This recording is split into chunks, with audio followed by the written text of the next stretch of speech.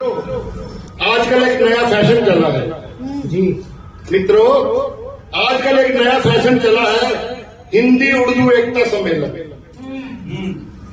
नाम सुनकर लगता है भाषाएं गले मिलेंगी। क्या बात, नाम सुनकर लगता है भाषाएं गले मिलेंगी, संस्कृति का संगम होगा और अक्षरों का अलिंगन होगा। क्या पर जैसे ही मंच पर पहुंचते हैं हिंदी को कोड़ने की कुर्सी मिलती है। बिल्कुल।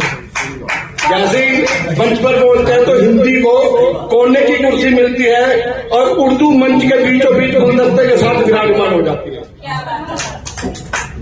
बैनर पर लिखा होता है साहित्यिक समरसता का महाआयोजन और भीतर का दृश्य 4 उर्दू के शायर जमते हुए। सही भीतर का दृश्य कि 4 उर्दू के शायर जमते हुए, एक हिंदी का कवि प्रतीक्षा में थमकते हुए। बढ़िया। गजलों का दौर चलता है, वाह वाह का शोर मचलता है। तालियां ऐसे बजती है जैसे शेर नहीं, देश का बजट पास हुआ है। बहुत सुंदर। और मतला पड़ते ही गर्दनें झूमती हैं, और ममता आते ही लोग खड़े हो जाते हैं। सही सबके में। लेकिन जैसे ही हिंदी कविता शुरू होती है, सामने की पंक्ति मोबाइल में राष्ट्र निर्माण करने लगती है। बहुत अच्छे बहुत बढ़िया।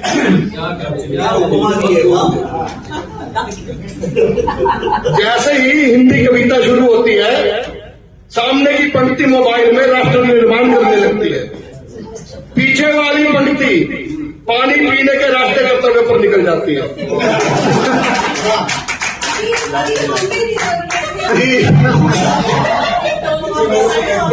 बहुत बढ़िया। रस, पीछे वाली पंक्ति पानी पीने के रास्ते कर्तव्य पर निकल जाती है। रस, छंद, अलंकार सब सन्नाटा झेलते हैं। पर लफ्ज़े मोहब्बत आते ही दिलों में हरकत होने लगती है। हिंदी गीत पर चुप्पी का पहरा लगता है, गजल पर तालियों का चुनावी नारा लगता है। बहुत बढ़िया। और तभी मंच पर असली दृश्य शुरू होता है। मंच के भूखे लोग चिपक जाते हैं। कुछ लोग मंच के चस्पू होते हैं, उनको ना आयोजक से कुछ लेना है, उनको ना कोई है भी 8 घंटे बैठे चाहे नाश्ता भूखे मर जाए, लेकिन रहेंगे क्योंकि उन लोगों को मंच का चस्पा होता है। सही शब्द लिया है।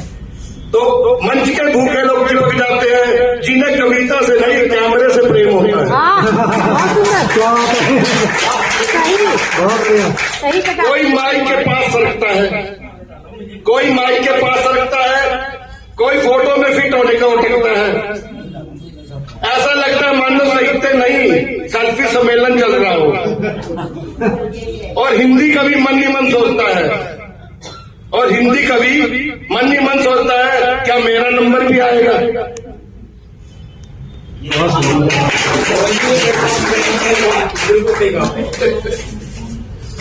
उधर हिंदी कवि मन ही मन सोचता है क्या मेरा नंबर भी आएगा, और इधर शायद सब 5वां शेर भी सुना चुके होते हैं।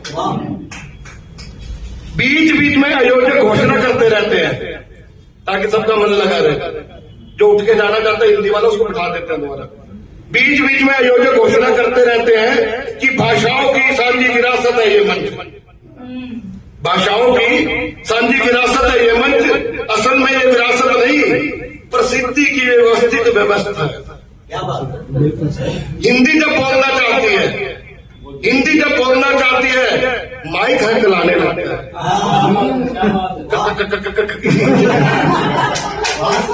हिंदी जब बोलना चाहती है तो माइक हकलाने लगता है, और उर्दू जब मुस्कुराती है स्पीकर स्वयं खुल जाता है। और फिर आता है सम्मेलन का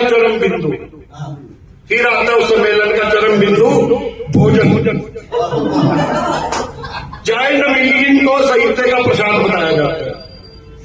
चाय नमकीन को सही से प्रसाद बताया जाता है और समोसे को सांस्कृतिक सहयोग घोषित कर दिया जाता है। क्या बात है।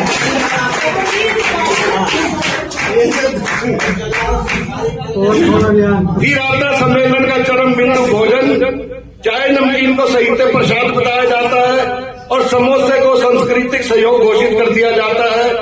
कवि भूखा रहता है, कवि भूखा रहता है, शायर सराहा जाता है और आयोजक संतुष्ट मुस्कुराता है।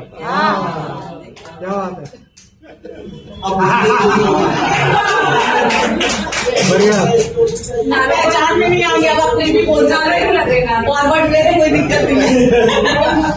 और अंत में मंच से पूछा जाता है, इतना शानदार कार्यक्रम कहीं देखा है क्या?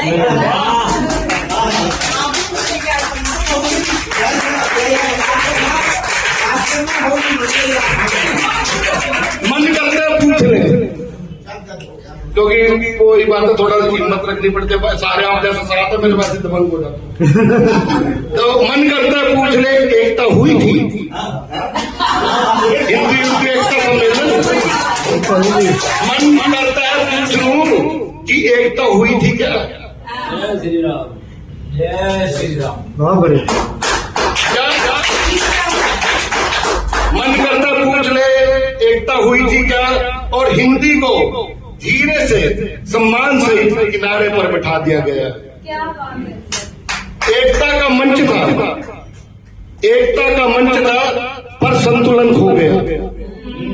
हिंदी इंतजार में थी, हिंदी इंतजार में थी, उर्दू का स्वर हो गया। तालियों की गूंज में भाव दबते रह गए, तालियों की गूंज में भाव दबते रह गए और कविता चुप रह गई, कविता चुप रह गई, शेर सब कह गए। माइक भी समझ गया रुतबा किसका यहाँ, माइक भी समझ गया किसका रुतबा यहाँ। गीत ठहरते रहे, गीत ठहरते रहे, गजल बहती रही वहां और अंत में चाय ने निर्णय सुना दिया, और अंत में चाय ने निर्णय सुना दिया। सम्मेलन सफल हुआ, साहित्य रहे। धन्यवाद।